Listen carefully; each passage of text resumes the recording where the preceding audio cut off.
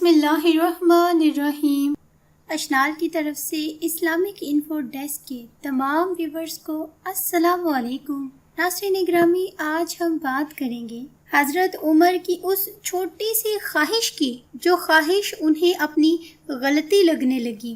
جی ہاں پیارے ناظرین، مچھلی کھانے کی خواہش ظاہر کی اور اس خواہش کو پورا کرنے کا ان کے غلام نے پورا تہیہ کر لیا، لیکن حضرت عمر وہ مچھلی کھا نہ سکے کیونکہ انہیں اپنی یہ مچھلی کی خواہش ایک غلطی معلوم ہو رہی تھی۔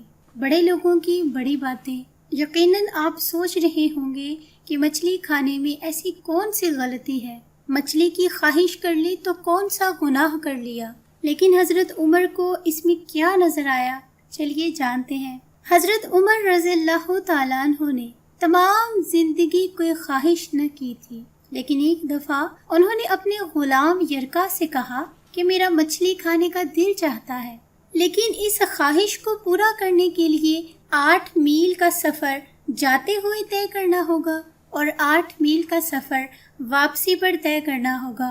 یہ کل ملا کر 16 میل کا سفر بن جائے گا، کیونکہ مچھلی قریب کے کسی علاقے سے ملتی ہی نہیں تھی۔ اس لیے آپ نے اپنی اس خواہش کو ترک کرنا مناسب سمجھا کہ ایک خواہش کو پورا کرنے کے لیے کون اتنی کوفت میں پڑے، اور کیوں بھلا اپنے آپ کو ایک چھوٹی سی خواہش پوری کرنے کے لیے مشقت میں ڈالا جائے۔ چھوڑو پرے، اگر کہیں قریب سے ملتی تو لے بھی آتے، لیکن ان کے غلام یرکا جو کہ ان کے ساتھ سالوں سے رہ رہے تھے، انہوں نے سوچا کہ میں نے حضرت عمر کو کبھی زندگی میں کوئی خواہش کرتے ہوئے نہیں دیکھا، اور اگر آج انہوں نے مچھلی کھانے کی یہ چھوٹی سی خواہش کر دی تو میں کیوں نہ اسے پورا کروں۔ اس لیے انہوں نے دل میں ٹھان لیا کہ وہ حضرت عمر رضی اللہ تعالیٰ عنہ کی اس خواہش کو بجا لائیں گے۔ غلام کہتا ہے کہ جب حضرت عمر رضی اللہ تعالیٰ عنہ ظہر کی نماز پڑھنے گئے تو مجھے معلوم تھا کہ ان کے پاس کچھ مہمان آئے ہوئے ہیں، اور مجھے معلوم تھا عصر کی نماز سے پہلے وہ فارغ نہیں ہوں گے۔ یرکا نے حضرت عمر رضی اللہ تعالیٰ عنہ کے پیچھے نماز پڑھی، نماز پڑھ کر گھوڑے پر بیٹھ گئے اور عربی نسل کے اس گھوڑے کو دوڑا کر 8 میل کا سفر طے کر لیا۔ چونکہ وہ عربی نسل کا گھوڑا تھا، اس لیے اسے یہ 8 میل کیا کہتے تھے۔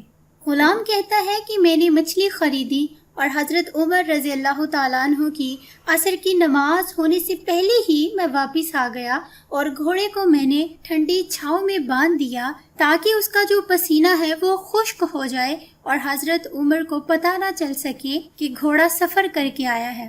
لیکن یہ کیا ہوا کہ گھوڑے کے پسینے کے ساتھ ساتھ سفر کرنے کی وجہ سے اس کے پورے جسم پر بہت گرد و غبار جمی ہوئی ہے، اور یہ گرد و غبار بالکل واضح نظر آ رہا تھا۔ کہتے ہیں کہ میں نے جلدی سے گھوڑے کو کنویں پر لے جا کر نہلا دیا اور دوبارہ سے لا کر اسے چھاؤں میں باندھ دیا، اور سوچا کہ ہماری جب خواہش ہوتی ہے تو ہمارا کیا حال ہوتا ہے، ہم کس حد تک اپنی خواہش کو پورا کرنے کے لیے چلے جاتے ہیں، لیکن یہ کیسی خواہش ہے کہ جس کو پورا کر کے ڈر لگ رہا ہے۔ کیونکہ ہماری ضمیر زندہ ہے۔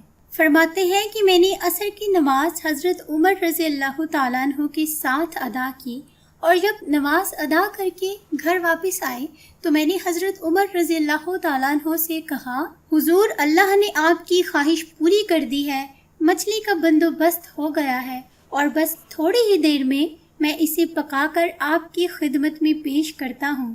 میں نے یہ لفظ کہے تو جناب حضرت عمر رضی اللہ تعالیٰ عنہ اٹھے اور گھوڑے کے پاس چلے گئے، گھوڑے کی پشت پر ہاتھ پھیرا، اس کی ٹانگوں پر ہاتھ پھیرا، اور پھر اس کے کانوں کے پاس گئے اور گھوڑے کا پھر ایک کان اٹھایا اور کہنے لگے، یرکا تو نے سارا گھوڑا دھو دیا، لیکن کانوں کے پیچھے سے پسینہ صاف نہیں کیا، کیا تو وہاں سے دھونا بھول گیا تھا؟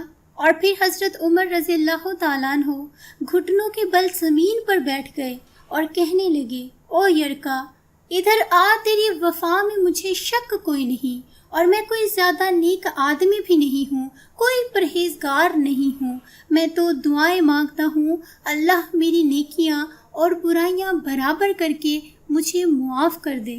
میں نے کوئی بہت زیادہ تقوی اختیار نہیں کیا۔ حضرت عمر اپنی بات کو جاری رکھتے ہوئے کہنے لگے، یرقا ایک بات تو بتا، اگر یہ گھوڑا قیامت کے دن اللہ کی بارگاہ میں یہ کہے کہ یا اللہ، اس عمر نے مجھے اپنی ایک چھوٹی سی خواہش پوری کرنے کے لیے 16 میل کا سفر طے کرایا، میں تو جانور تھا، بے زبان تھا، کیا یہ میری غلطی تھی؟